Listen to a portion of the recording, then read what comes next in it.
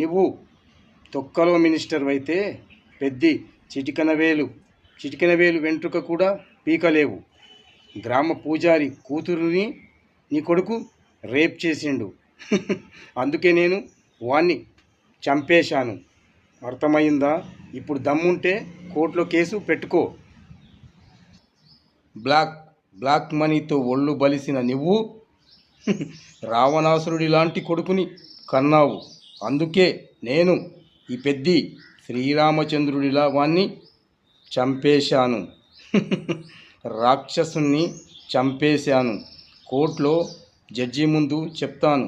నీలాంటి ఎదవలకు కూడా ఉరిశిక్ష వేస్తే కానీ మరోసారి ఇలాంటి బ్లాక్ మనీని దొంగతనం చేసేటటువంటి అలవాట్లు కూడా మానుకుంటారు. పెద్దగా మినిస్టర్నంటూ వచ్చావు, సిగ్గు లేకుండా.